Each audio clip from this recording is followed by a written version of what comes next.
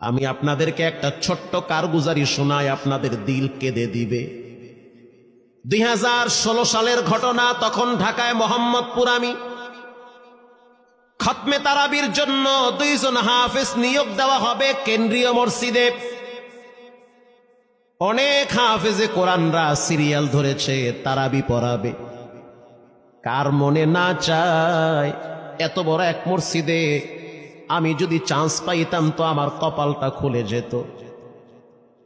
শুক্রবার দিন সবাই দরখাস্ত রাখলো, ইন্টারভিউ শুরু হয়ে গেল। পরের জুমায় অসংখ্য ছাত্রদেরকে দেখছি খতমে তারাবির জন্য ইন্টারভিউ সিরিয়াল দিয়েছে।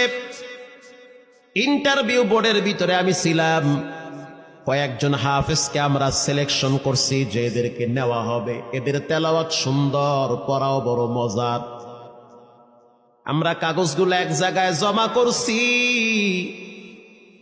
পরের জুমায় আমরা ঘোষণা দিয়ে দিব কোন মায়ের সন্তান চান্স পাবে। পরের জুমায় যখন জুমার নামাজের পর 3টার দিকে যখন আমরা বসে বসে ফলাফলগুলা দেখতেছি যে কাকে কত নাম্বার দেওয়া হয়েছে, দরওয়াজা লাগায় দিছি, জানলা লাগায় দিছি, এসি ছেড়ে দেওয়া হয়েছে, সব লাগানো, বাহির থেকে কিছুই দেখা যায় না। ইন দি মিন টাইমে মসজিদের বারান্দার দরওয়াজায় কে যেন নক করতেছে। খাদেম সাহেব আস্তে করে জালনা খুইলা উকি মাইরা দেখতেছে যে 2টা ছোট বাচ্চা বাহিরে দাঁড়িয়ে আছে, একেবারে অল্প বয়স। খাদেম প্রশ্ন করলো, তোমরা কারা, কেন আসছো? বলে, আমরা 2 জন আসছি খতমে তারাবির ইন্টারভিউ দেওয়ার জন্য। খাদেম সাহেব একবার পায়ের দিকে তাকায়, আবার জামার দিকে তাকায়, কারণ কথার সাথে বাহ্যিক সুরত মিলে না। অন্য অন্য ছাত্রদেরকে দেখছি কত উন্নত পোশাক পরে, গেটআপ কত সুন্দর করে ইন্টারভিউ দেওয়ার জন্য আসছে। আর এই 2 জনের দিকে তাকায় দেখলাম মনে হয় রাস্তায় ভিক্ষা করতে করতে আইছে। মানায় না, একেবারে গরিব। খাদেম বলল, ইন্টারভিউর ম্যাচ শেষ, চলে যাও বাড়িতে, নেওয়া হবে না। যাদের ব্যাপারে পরীক্ষা নেওয়া হয়েছে তাদের ব্যাপারে ঘোষণা দেওয়া হবে। বাচ্চা 2টা নাসরবান্দা বলতে আছে, আমাদের তো টাকা নাই যে আমরা ভাড়া দিয়ে এখানে আসব। বাবায় বড় কষ্ট করে 2-4টা টাকা জমা কইরা পকেটে দিয়া পাঠায় দিছে, এজন্য আসতে দেরি হয়েছে। খাদেমের বড় মায়া লাগছে, কারণ খাদেমও গরিবের সন্তান।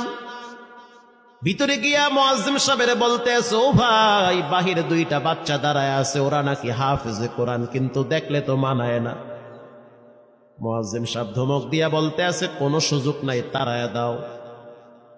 খাদেম গিয়া ইমামের কানে কানে বলতে আছে, হুজুর, বাহিরে 2টা বাচ্চা দাঁড়িয়ে আছে, চেহারার ভিতরে এত মায়া, কিন্তু বাহ্যিক সুরত মিলে না, ওরা নাকি কোরআনের হাফেজ। পাশেই তো রহমানিয়ার মুহাদ্দিস সাহেব বসা আছে, তিনি বলতে আছে, কি ব্যাপার, ফিস ফিস করে আপনি কি বলতেছেন? বলে, হুজুর, বাহিরে 2টা বাচ্চা দাঁড়িয়ে আছে, তারা খতমে তারাবির ইন্টারভিউ দিতে চায়। মুহাদ্দিস সাহেব বলল, কোনো কথা নাই, আল্লাহর ঘরের দরওয়াজা খুলে দাও, এখানে কোনো পার্সিয়ালিটি চলবে না। আল্লাহর ঘরের দরওয়াজা সবার জন্য খুলে দেওয়া হবে, আসতে দাও, ভিতরে বসতে দাও।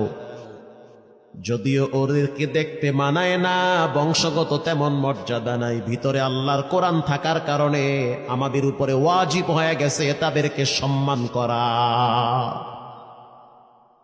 কোন দিক থেকে মানায় না, কিন্তু ভিতরে আল্লাহর কোরআন আছে, এজন্য তাদের মর্যাদা অনেক বেশি। এবার বাচ্চা 2টা বাহিরে উজুখানায় গিয়া সুন্দর করে উজু বানাইল। উজু বানাইয়া ভিতরে ঢুইকা আমি তাকায় দেখতেছি লঙ্গির এক মাথা নিচে আর এক মাথা উপরে। এতটাই ভয়াবহ অবস্থা, কিন্তু আজীব দৃশ্য। 2 জনের চেহারা একই রকম লাগে, 2 জনের চেহারা একই রকম লাগে। কে বড় কে ছোট বোঝা বড় কঠিন হয়ে গেছে। মুসলমান ভাইয়েরা আমার, ইমাম সাহেব প্রশ্ন করলো, তোমরা 2 জনের বাড়ি কোথায়? বলে, আমরা নারায়ণগঞ্জে ভাড়া থাকি। বাড়ি কোথায়? বলে, আমাদের বাড়ি কুড়িগ্রামে। কুড়িগ্রাম থেকে ঢাকায় কেমনে আসছো? বলে, বাবায় ঢাকায় নিয়ে আসছে। কয় মাসে কোরআন শরীফ খতম করেছ? বলে আমরা দুইজনে 11 মাসে 30 পারা কোরআন খতম করেছি। ইমাম সাহেব একবার চেহারার দিকে তাকায় আর একবার পায়ের দিকে তাকায়। স্থানীয় গণ্যমান্য অনেক ব্যক্তিরা তাকায় আছে এদের দিকে। ইমাম সাহেব বলতে আছে, বাবা তারাবির ইন্টারভিউ শেষ হয়ে গেছে, বাড়ি চলে যাও। যেটা একটু দেখতে ছোট, ও চোখের পানি দেখলাম টিস্যু দিয়া মুছতেছে। কেন কাঁদতেছো? বলে আমরা গরিব, তার জন্য মনে হয় আমাদেরকে তাড়ায়া দিতেছেন। আমরা জানতাম না ইন্টারভিউ তাড়াতাড়ি শেষ হয়ে যাবে, আসতে দেরি হয়েছে কারণ আমাদের তো ভাড়া টাকা ছিল না, বাবায় কষ্ট করে কিছু টাকা দিয়েছে, সেটা দিয়ে এখানে আসছি। এবার মুহাদ্দিস সাহেব বলতে আছে, তাহলে একটা কাজ করো, তুমি কিছু তেলাওয়াত করে শোনাও। দুইজনেই উত্তর দিল যে আমরা তেলাওয়াত করলে তো আর নিবেন না, আপনারা প্রশ্ন করেন, আমরা দুইজনে উত্তর দিব। আমি তো আশ্চর্য হয়ে গেলাম, জীবনে কত হাফেজ দেখছি, এরকম হাফেজ দেখি নাই। প্রশ্ন করবেন, আমি উত্তর দিব। বুঝতে পারলাম ভিতরের খবর কেউ না জানলেও একজন জানেন, তিনি হলেন কে? মুহাদ্দিস সাহেব বলতে আছে, বাবা প্রশ্ন করব ঠিক আছে, তোমাদের মন মতো একটু তেলাওয়াত করে শোনাও। তেলাওয়াত যদি মানসম্মত হয় তাহলে ইন্টারভিউ নিব, যদি না হয় তাহলে ছাঁটাই করে দিব। এবার ছোট যেটা সেটা তেলাওয়াত শুরু করলো সূরা তাহা থেকে। তাহা মা আনজালনা আলাইকাল কুরআনা লিতাশকা। এত সুন্দর পড়া মনে হইতে আছে, আসমান থেকে কোরআন নাজিল হইতেছে। এত সুন্দর পড়া, কত রঙের ঢঙের পড়া শুনলাম, এই পড়া কোনোদিন শুনি নাই। আমি তাকায় দেখলাম স্থানীয় টিউনো সাহেবের চোখের পানি বায়া বায়া পড়তেছি। ইশারা দিতে আছে আরো তেলাওয়াত করতে বলেন। এই পড়া তো শুনলে আমার দিলের ময়লাগুলা কাটে। আল্লাহর ঘরে যখন গেছি বাইতুল্লাহ ফজরের টাইমে ইমাম সাহেব তেলাওয়াত করলে যেমন মনে হয়, মনে হইতে আছে ওই কোরআনের আওয়াজটা এখন এই মসজিদে বাজতেছে। ছোট বাচ্চাটা তেলাওয়াত করলো, বড় সন্তানটাও তেলাওয়াত করলো। এবার যারা হাফেজ সাহেব ছিল তারা প্রশ্ন শুরু করলো। যেখান থেকে প্রশ্ন করে পৃষ্ঠা ঠেকায়া দেয়, একটা জায়গায়ও আটকাইতে পারে না। এমনকি বাচ্চা দুইটা এটাও বলেছে, যদি আপনাদের যদি ধৈর্য থাকে তো আমরা দুইজনে পুরা 30 পারা এখানে এক দাঁড়ানে পড়ায়া দিব, আশা করি একটাও বাঁচবে না। এত সুন্দর পড়াশোনার পরে মোতাওয়াল্লি সাহেব বলল, সব বাদ, আমার কাছে এই দুইজনই পছন্দ হয়েছে।